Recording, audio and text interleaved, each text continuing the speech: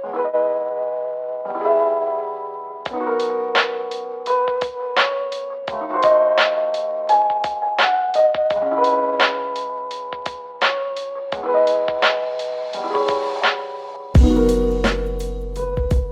everybody, welcome back to the Getting It Wrong podcast, where we unlearn harmful ideals, beliefs, and ideologies that we might be holding on to, and we get practical ways to live a more holistic and balanced lifestyle.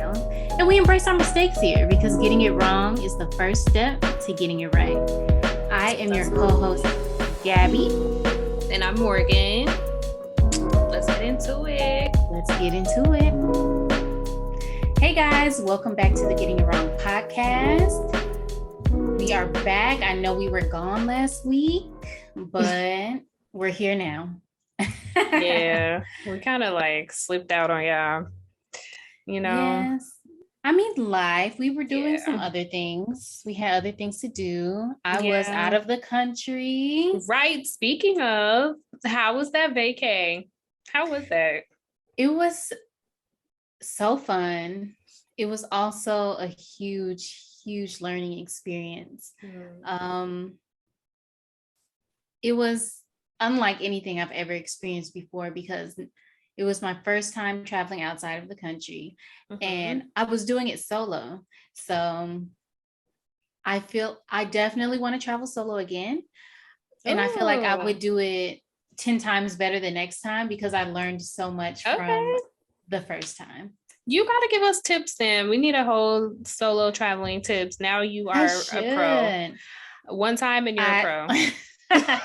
Right. Went out the country once. Okay. Next video.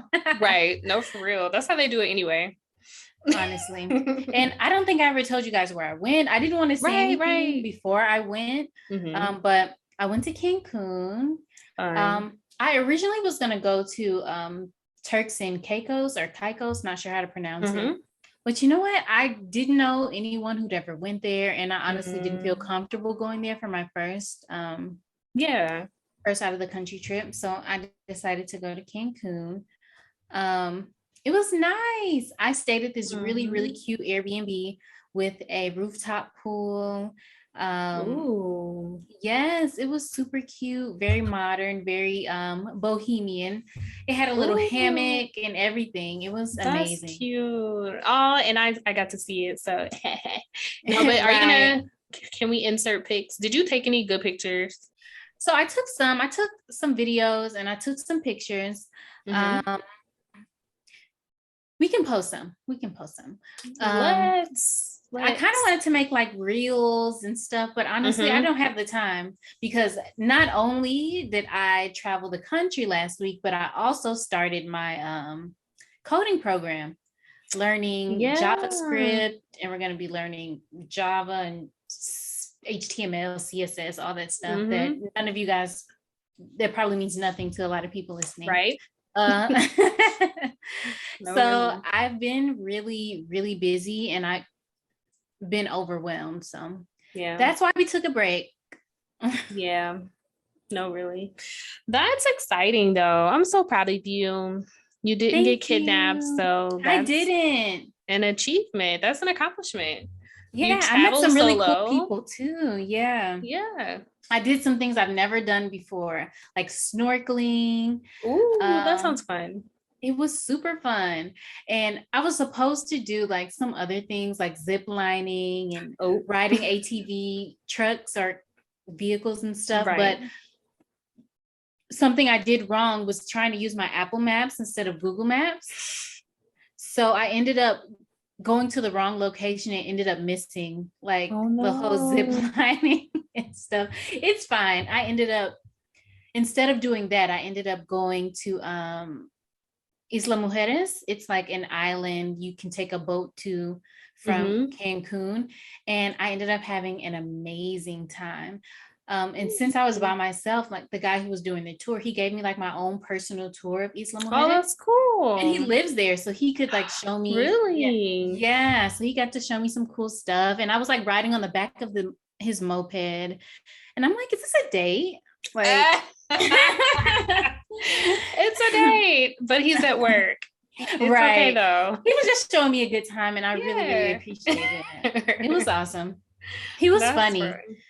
And he was like practicing his English with me. I was practicing my Spanish with him. Oh, that's fine. And he was telling me he gets to meet like a lot of people, like doing what he does.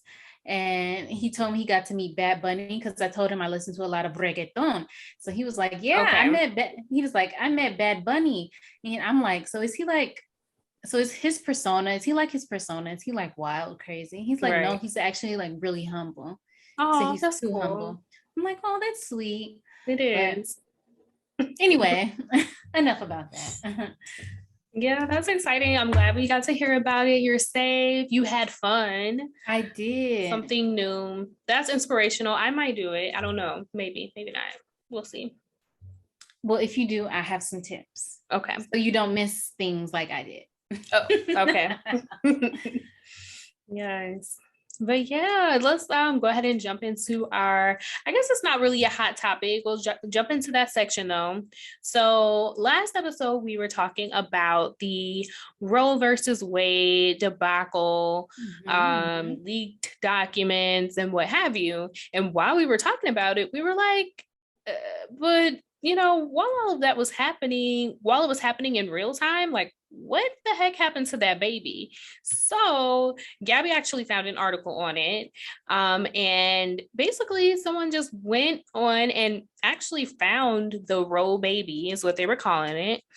And the baby, it was a girl. So the baby was born and she was actually put up for adoption. And oddly enough, nobody knew, like up until probably this article, which was, what was that? When was the article done? It was pretty recent. It was like 2018 or something. Right. It couldn't be any earlier than 2018, 2017, something like that. Yeah. So up until then, nobody knew who the baby was because oddly enough, there was one person that knew the identity. He was one of the lawyers involved in the case, Henry McCluskey, and he was actually murdered. Yeah. I didn't even know that. Girl, he was over that part. Girl, I was like, oh, this is just he was the only one that knew the identity of the baby, and he was murdered. And they did specify that it was not related to the case, but he was murdered. So he literally died with the secret, so nobody knew, including Norma, which was the what was her name? Norma McCurvey? Yeah, she was Roe. Right, except for she didn't even know. So that I was like, whoa, wow. This not that this article was written in 2021. Oh, you're kidding. So people like really just found out the identity of the baby like last year. So that's crazy. But yeah, so the baby's name, or I mean, she's an adult at this point, of course. Yeah, she actually passed, didn't she? I'm not gonna lie, I didn't read the end of the article. Did it say that she passed? I think she just passed. Oh wow. Rest in peace. Man. But yeah, so her name was Shelley Lynn Thornton. She was adopted, and yeah, so apparently, they just found out the identity. That's wild. And you know what else is crazy? What? So I think the craziest part about all of this was learning more about not just Shelley, but more about Norma herself. Like she was a little wild. They did say she was wild. Yes. The article was like, yeah, she had 3 different babies. Yeah. Had 3 baby daddies. Yeah. She put them all up for adoption. Not only was she having these children, but she actually had more of her relationships, they said, were with women. She worked at a lesbian bar. Super taboo back then, of course. Super taboo. So yeah. I'm just like, she was really out here just living. They said she was so messy. They said she at one point was they were like they described her as like a bad partner to all of her like lovers, or all of her relationships. She was a bad partner. And then they described her. Oh, they said she was a drug dealer. There was one part in the article, girl. It was one part in the article where they said like the house she was living in got shot up. I was like, oh my goodness. Yeah. It's very ghetto. Oh my goodness. I was like, this is messy. Then she became like a born again Christian. And then they after the drug dealer thing, they were like she was a little broke and everything. Then she became like this born again Christian. And then she actually ended up starting to look for the baby. Like she got on like she was looking for the baby, and the way this is how they described it, not my words. They were like, it was giving publicity. She wanted publicity for this, and not so much she actually cared about the kid, because at no point did she look for her second child. So just to give context, a family member adopted the first baby. The second baby was given up for adoption, and she didn't know like who the baby was. The third baby was the role baby, Shelly Lynn Thornton, and she went and looked for that baby but never looked for the second baby. Math ain't mathing. They were like, she is just messy. Very messy. But yeah, I feel like the overall message that I really want to give from all of this mess and this trial and everything that's going on is really something that we've preached in our earlier episodes, is protect your womb. That's a real protect one. It's such a word though, like for real. It really is, because that can save you so many problems. Like, I know people want to preach, abstinence, which I 100% agree with. That is the 100% foolproof way to prevent pregnancy. But if everyone in the world was able to be abstinent, then we wouldn't have all the issues that we have now. So, number 2, protect yourself. Protect your room. Do what you need to do. Yeah. Whether that is if you decide to get on birth control, or you really want to get into natural family planning, or whatever you need to do, protect it. Yeah. Protect it. Because the outcomes can just be like, it can just be a mess, period. And it's like, yeah, you don't want that for your future child, like, or, you don't want to have to get in those situations. So just starting by being preventative is the best way to go. Right. I'm just trying to think of other ways. I probably should have thought of this before the episode. Forgive me. Other ways to protect your womb. But never mind. I feel like that's for a whole nother episode. Go on and on. Not really. We really could go on and on. So we can transition to our next topic, which still has a lot to do with vaginas. We are on the topic. Vagina. Okay. What is happening? I know it's late. Girl. So we did want to talk about vaginal hygiene. And we had a conversation not earlier today, but previously, about us both having daughters and how we know how to clean a vagina, but it's like, how do you teach someone to clean their vagina? Yeah. So that's actually something that I literally had to look up, because it's like, even though I know how, it's like, how do I teach it? Do I really know how? It's like, I think I know how, but it's like, we only know what we're taught. Exactly. So it's like, I really want to do more research and, know the whole shebang. Exactly. So that's what we did. We did it for our own daughters, but I also wrote something out for us. And if you have anything to add, please add it. Will do. Okay, so when it comes to vaginal health, the number one thing that you start off with is teaching the kids the proper terminology. Yeah. So don't say we're washing your cootie cat. We're washing your whatever name that you use for vagina. Let's call it a vagina. Let's call it what it is. It's a scientific term. It's not something taboo. Nasty. Exactly. Yes. It's not taboo. And they need to know those things anyway.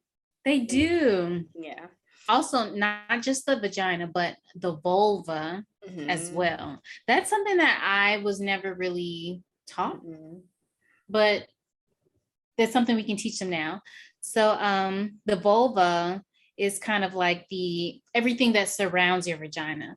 Like your vagina is the canal, the hole inside your body, but the vulva is kind of like everything around that. Like it consists of like the labia, the inner and outer labia, and the clitoris. But I would say we would insert a picture, but I don't know if that would get our video flagged. Would it like a diagram? Like scientific purposes. Yeah, diagrams are better. It's not like we're gonna put a lot like someone's vagina just on the screen. A diagram, it'll work. They do the little puppets. If you've seen not puppets, but like the stuffy diet. Yeah, those are helpful because it's like they're like, and then you have the inside and the outside. I'm like, okay. And people learn differently. It's like some people are auditory learners, some people are visual, some people are hands-on. We're children. Hands-on. Whoa, back it up. Hands on the vagina. All right. But yeah, so number one, terminology. And number two is how to wash it, how to keep it clean. Because I don't think it's as popular now, but people would like to use all those feminine hygiene products, like the Summer's Eve. And it's like your vagina does not need all of that. Like that stuff can really mess up your pH. It can cause what's the word I'm looking for? Bacteria vaginosis. Yes. Yeah. Bacteria vaginosis. So really all you need is warm water and an unscented soap to keep it clean. And preferably hyperallergenic or something that's dermatologist tested. And you can use your washcloth, or it's actually very useful and common to use your hands. I know a lot of people don't do that, or I don't know if a lot of people don't do that, but that's not something that I was taught. Right. So, exactly. But it's actually very useful to use your hands. You can really get yourself clean. Yeah, and it's recommended too. Well, depending on where you are, sometimes they recommend your hands versus like a cloth or something. Okay. And another thing that I always have to remember to tell my daughter is front to back. Amen. Front to back, not back to front. It is back to it is the law. And because back to front brings up bacteria, like bacteria can come from the back and up to the front. That's why you always go front to back. You go down, not up, down. So I did want to say, when you do clean the vagina, especially if you're cleaning your child's vagina, I usually make sure she's standing up, but kind of squatting, just like bending down a little bit, and making sure that I wash between the crevices, like between like the inner labia, the outer labia. And and I also tell her what I'm doing when I'm doing it, just to make sure she's not uncomfortable. Making sure they're comfortable is the number one thing. Yeah, exactly. That's what I was gonna say too. Yeah, just making sure that they're comfortable. And then like when you explain it, it also helps them learn, which is important because they need to start doing that on their own. So that's perfect. Yeah. And also clean undies every single day. Every single day. I don't care if you didn't go anywhere. Amen. And we didn't get in the tub, still got to change the undies. Amen. Amen. Yeah. We need just cleanliness. Yeah. Yes. Cleanliness. It just keeps the area clean. It keeps it dry. Like that's, it's just proper hygiene. And make sure that the underwear is cotton. Like it's not a hard rule. I have a lot of underwear that's not cotton, but I always make sure that I do have underwear that is cotton because it helps your vagina breathe. Your vagina needs to breathe sometimes. Yeah. And it's actually very hard for me to find cotton underwear. Is it hard for you? I feel like it's not a very popular, especially with the cute panties. Like it's not a very popular. Oh, yeah. With like the material. Yeah, it's not easy when you're trying to.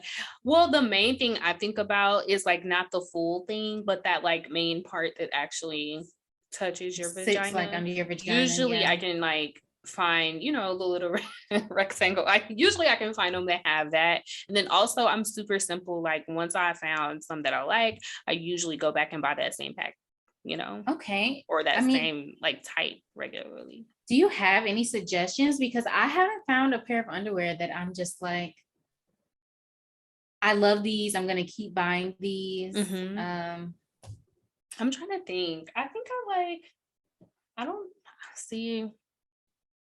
I want to say like it's Hanes. I just like the basic Hanes, and then you have your like bikini versus like your different types. And this is just like not even trying to be like cute or sexy or whatever. This is just like your everyday, like I need a few packs of this type of underwear, gotcha. Like I want to say it's like a Hanes, and then also I like Fruit of the Loom. Okay, back to the basics. I mean, it really is basic. That's probably why I'm having such a hard time, because I'm not sticking with the basics. I need to just go with Hanes or Fruit of the Looms and I'll be happy. Yeah, I mean, that's where you get they got the cotton and everything. They have specific like breathable types for like the summer and things like that. So, yeah. Okay. Good to know.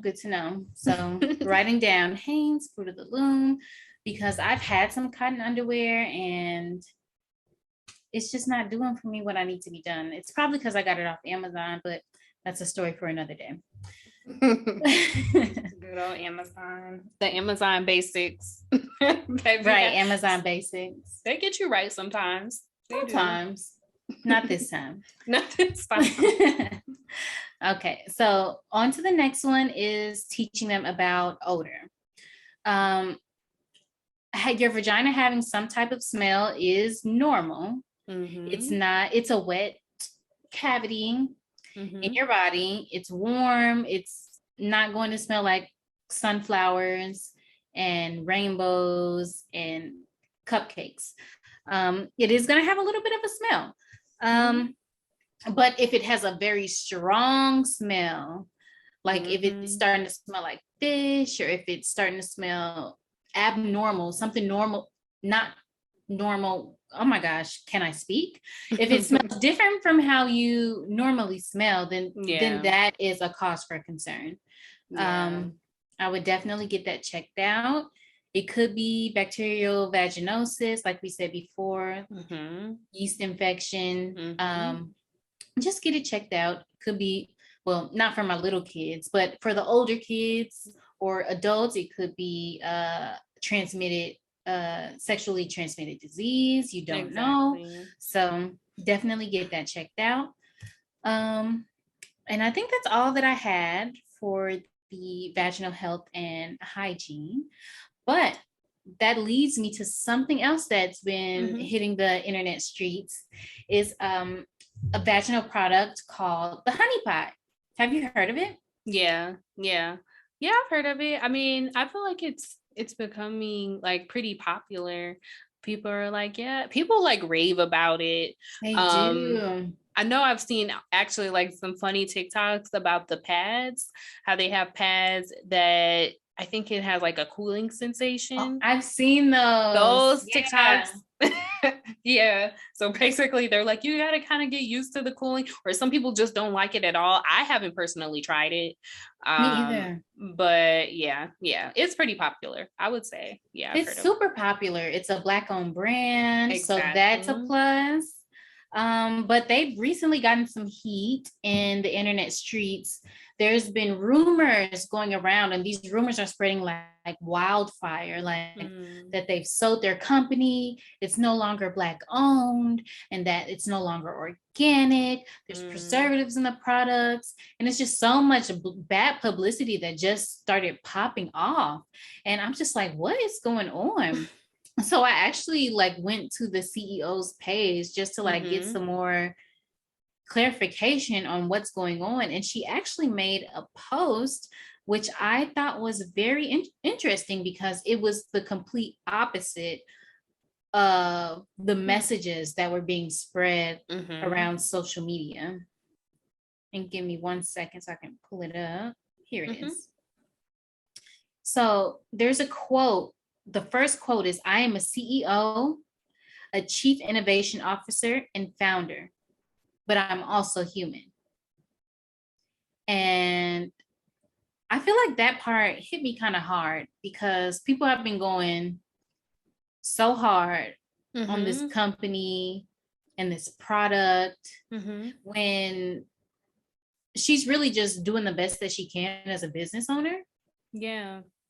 And it's like, I'm human. And it's like, if it's something that changed, if it's something that you didn't like, it's like, why are people going straight to social media and bashing it? Yeah. You know what I'm saying? Like, why is that the first thing people are doing? But she also says, "My team and I hear you, and it's our priority to show up and create a space of trust and transparency. So let me set some things straight. Number 1, we have not sold.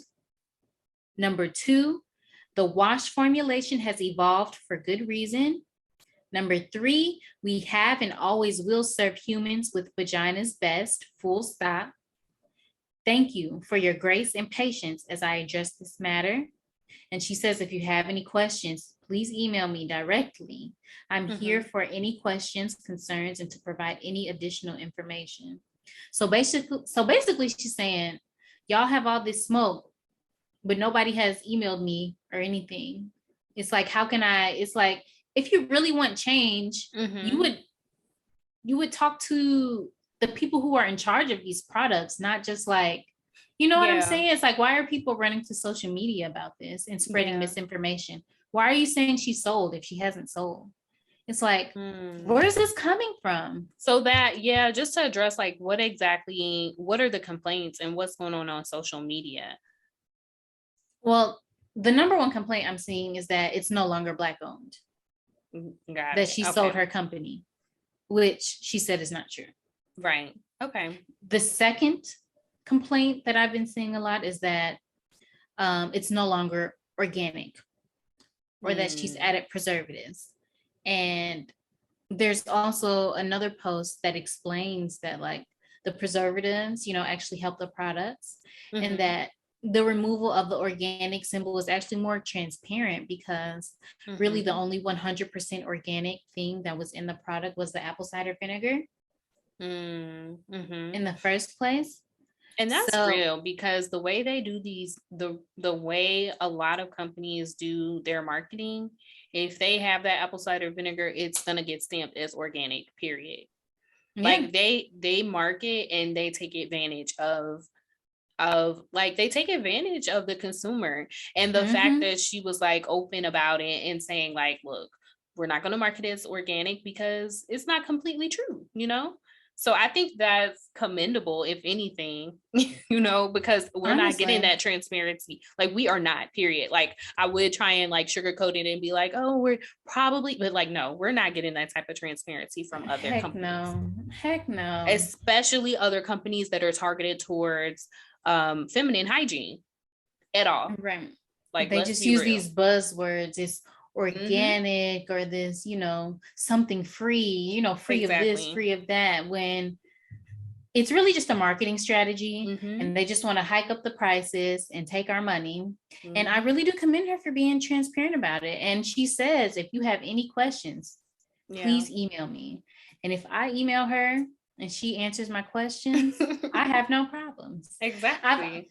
But to be honest, I've never used the honey pot products, but I have heard amazing things about them. And it's definitely a product that I would consider.